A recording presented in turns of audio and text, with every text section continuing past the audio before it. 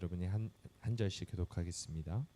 그때 마침 두어 사람이 와서 빌라도가 어떤 갈릴리 사람들의 피를 그들의 제물에 섞은 일로 예수께 아뢰니 대답하여 이르시되 너희는 이 갈릴리 사람들이 이같이 해 받음으로 다른 모든 갈릴리 사람보다 죄가 더 있는 줄 아느냐.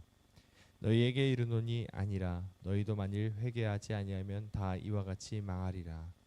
또 실로암에서 망대가 무너져 치어 죽은 18사람이 예루살렘에 거한 다른 모든 사람보다 죄가 더 있는 줄 아느냐. 너희에게 이르노니 아니라 너희도 만일 회개하지 아니하면 다 이와 같이 망하리라. 예, 비유로 말씀하시되 한 사람이 포도원에 무화과 나무를 심은 것이 있더니 와서 그 열매를 구하였으나 얻지 못한지라. 포도원 지기에게 이르되 내가 3년을 와서 이 무화과 나무에서 열매를 구하되 얻지 못하니 찍어버리라. 어찌 땅만 버리게 하겠느냐. 대답하여 이르되 주인이여 금년에도 그대로 두소서. 내가 두릅하고 거름을 주리니. 함께 읽겠습니다. 이후에 만일 열매가 열면 좋거니와 그렇지 않으면 찍어버리소서 하였다 하시니라. 아멘. 어떤 사람이 예수님께 와서 로마 총독 빌라도의 만행을 보고했습니다. 빌라도가 갈릴리 사람 몇을 죽이고 그들의 피를 그들이 바치려던 희생 제물에 섞어버리는 경악할 만한 일이 일어났죠.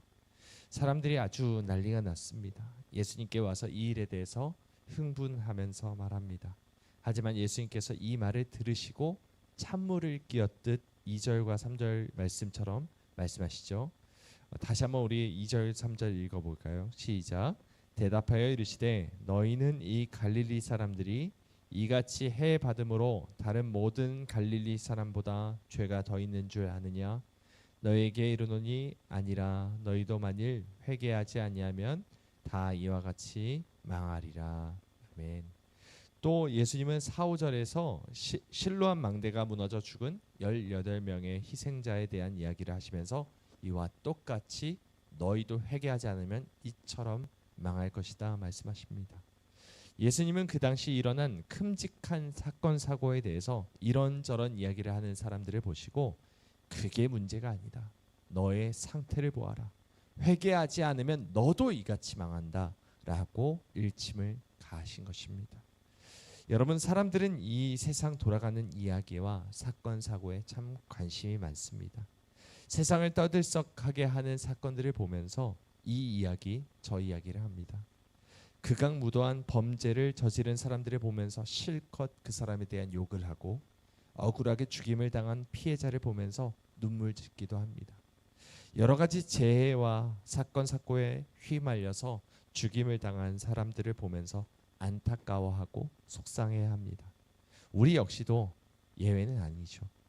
하지만 예수님은 이것이 눈앞에 다가온 나의 가까운 미래라는 것을 깨닫고 회개해야 한다라고 오히려 이 모든 주제를 돌이키십니다. 그러면서 예수님은 이어서 한 가지 비유를 말씀하시는데 그것이 이 비유의 내용이 이렇습니다. 포도원 주인이 자기 밭에 무화과 나무를 심고 3년 동안 기다립니다. 하지만 매년을 찾아가서 열매가 맺었는지 확인하고 또 확인해봐도 그때마다 열매는 하나도 열리지 않았습니다. 그래서 주인은 포도원 지기에게 이 나무를 찍어 없애버리라 명령합니다. 하지만 포도원 지기는 1년만 더 봐달라고, 그때 가서도 열매를 맺지 않는다면 이 나무를 찍어버리겠다라고 말을 하죠. 여러분, 이것이 무엇을 뜻하냐면 포도원 주인은 하나님을 의미합니다. 그리고 무화과 나무는 이스라엘을 뜻하죠. 그리고 포도원 지기는 예수님입니다. 하나님께서 이스라엘의 열매 없음을 오랫동안 참고 기다리셨지만 여전히 열매를 맺지 못하는 것을 보시고 이스라엘을 찍어버리려고 작정하셨습니다. 하지만 예수님께서는 하나님께 조금만 더 기다려달라고 간구하시며 이스라엘을 위해서 이 땅 가운데 내려오셔서 회개하라, 천국이 가까웠다라고 선포하셨다 말씀하시는 것이죠. 그런데 사람들은 여전히 자기 주변에 일어난 뉴스에만 관심이 많았습니다. 자기 영혼이 어떻게 되어가고 있는지를 전혀 보지 못한 채 이러쿵저러쿵 죽은 사람에 대해서 이야기하고 있는 것이죠. 예수님이 이런 자들을 보시면서 하나님의 심판이 너희 앞에 코앞에 닥쳐왔는데 지금 무엇에 정신이 팔려 있느냐라고 소리치고 계시는 것입니다. 우리가 아까 불렀던 찬송가의 가사가 이렇습니다. 예수 십자가에 흘린 피로써 그대는 씻기어 있느냐. 주 예수와 밤낮으로 늘 함께 그대는 행동을 하는가. 주님 예수 다시 올 때 그대는 영접할 예복이 있는가. 그대 몸은 거룩한 곳 천국에 들어갈 준비가 됐는가. 여러분, 이것이 예수님께서 우리에게 오늘날 지금도 우리에게 물어보시는 말씀입니다. 자꾸 우리는 세상 돌아가는 것에 관심을 기울입니다. 이런저런 사건 사고에 예민하게 반응하면서 정작 내 영혼이 어떻게 되고 있는지는 별로 관심이 없을 때가 있다는 것이죠. 너무 우리가 세상에 관심 두지 않기를 원합니다. 되도록이면 TV나 유튜브도 거리를 두었으면 좋겠습니다. 사람들이랑 만날 때도 너무 많은 이야기들을 하는 것이 결코 우리의 영혼에 좋지가 않습니다. 이런저런 뉴스 이야기, 내 옆집 이웃이 집을 산 이야기, 어떤 사람이 변을 당한 이야기, 이런저런 이야기를 하는 것이 결코 우리의 영혼에 유익이 되지 않습니다. 우리의 생각, 우리의 말은 다 영적인 영역입니다. 내가 어떤 것에 정신을 쏟고 있고 또 무슨 말을 하고 있느냐가 나의 영혼의 상태를 대변해 준다는 것입니다. 세상의 목소리에 자꾸 관심을 갖다 보면 반드시 우리의 영혼이 어두워질 수밖에 없다는 사실을 기억해야 합니다.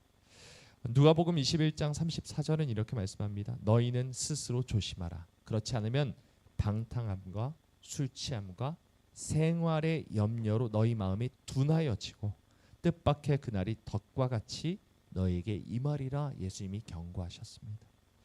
우리가 집중해야 하는 것은 주님이 나를 어떻게 보고 계시냐 하는 것입니다. 주님이 보시기에 나는 과연 열매를 맺고 있는지, 생명을 살리고 있는지, 내 안에 예수 그리스도께서 살아계시는지, 내 영혼이 잠자고 있지는 않은지, 날마다 주님과의 관계가 온전한지 확인하고 또 확인해야 한다는 것이죠.